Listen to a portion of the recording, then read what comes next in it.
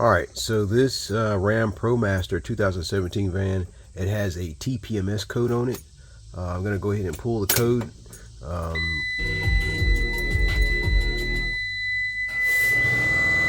As you can see here, the TPMS light blinks and it says you have to service that. So I'm going to go ahead and see what that code is, and I'll be back. Alright, so my trouble codes here are the right rear sensor internal battery is low.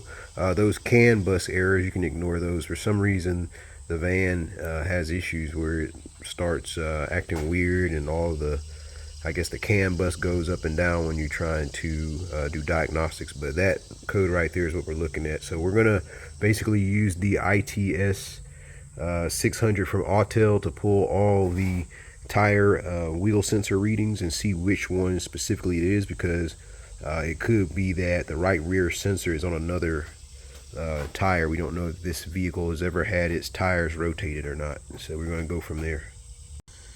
So I'm going to select TPMS and then just select the make and model of the vehicle. Ram is under Dodge here. So it's telling me to start at the front driver's side tire and get the information on that. So that's what I'm going to do right now. Go find it and trigger it. Click the trigger.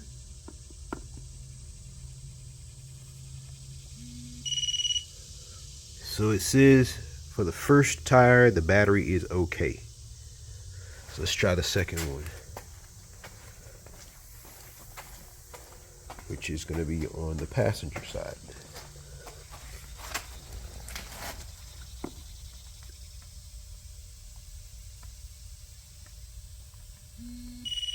Okay, that one is working.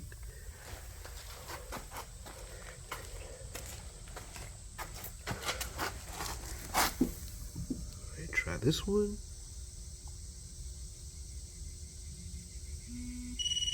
Okay, so that's the one that's low. So it looks like that wheel's never moved, so it is the right correct position on the vehicle. I'm going to go ahead and get the last one.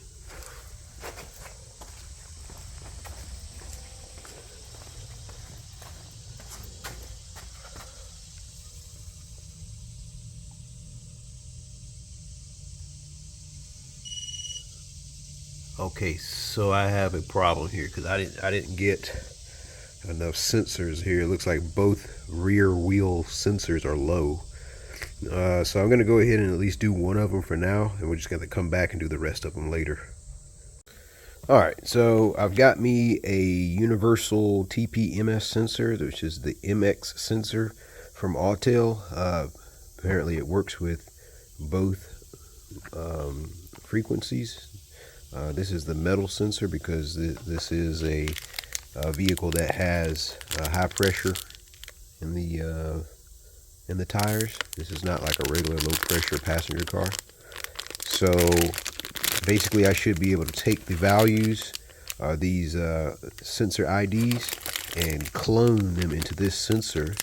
Once it's cloned, put it into the tire and the vehicle won't know any difference. So that way I don't have to actually program into the van the new sensor value. I'm just cloning the sensor.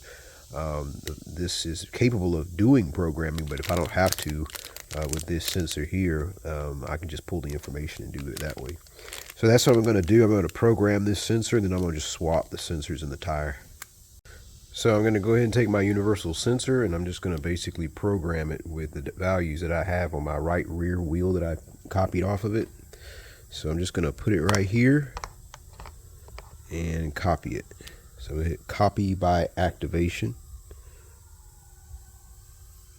and it's going to ask me, do I want to program the sensor? And I'm going to say yes. It's actually doing it. It's programming the sensor.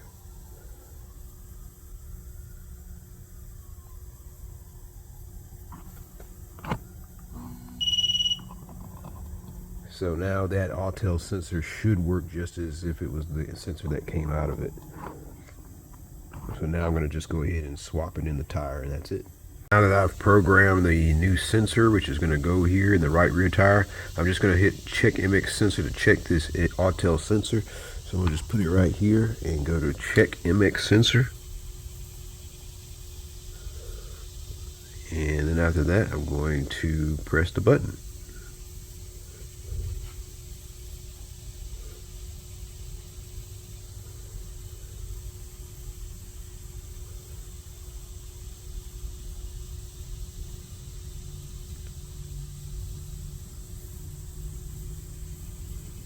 So as you can see now, it's actually in there. So I'm going to go ahead and put that into the tire, and hopefully that'll fix it.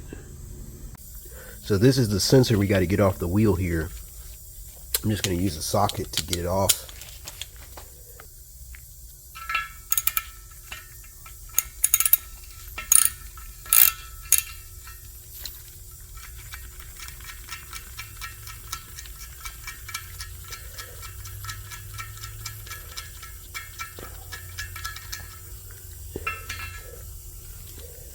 And that's basically it. It's an old sensor. You can see where the rubber here is starting to get damaged a little bit. Probably would have started leaking air over time. So you can see the difference in size here. I don't know if this is OEM, but it looks like it might be the OEM sensor, and it's a slightly bigger actually than the AUTEL sensor.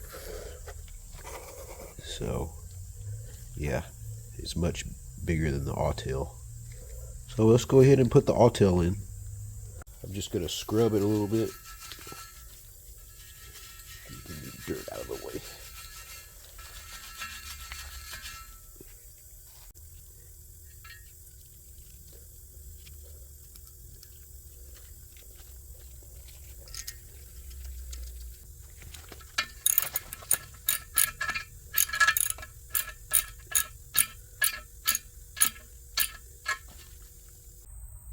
Alright, so I've driven it for a while and I've come back. I've now pulled up all my sensors here.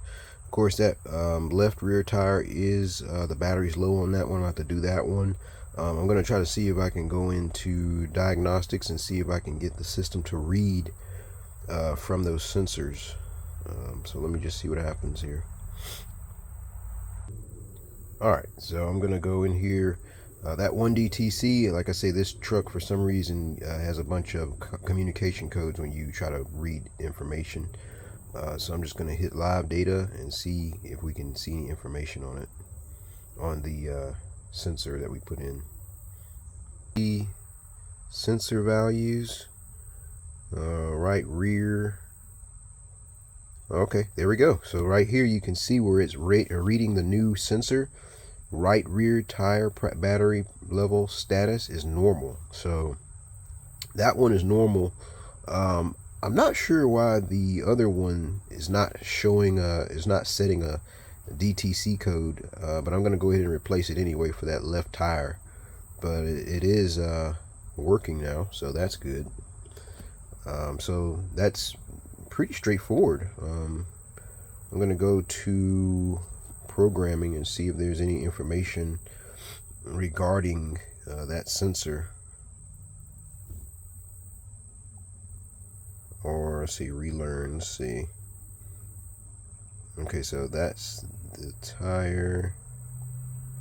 Okay, so even though that information, it looks like that information is saying that the OEM sensor manufacturer Schrader, it is still showing just as if I guess it was the old sensor. Well, at least that's the original part number information.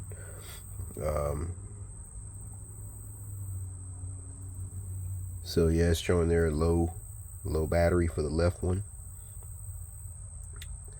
But yeah, that's pretty much it. So pretty straightforward how to program it. And if I wanted to, I could clear the codes. The light's not on now, but that code is there. I'll show you that code. Like I say, it's just that particular communication code that pretty much all of the modules in this truck right now are going to have that code.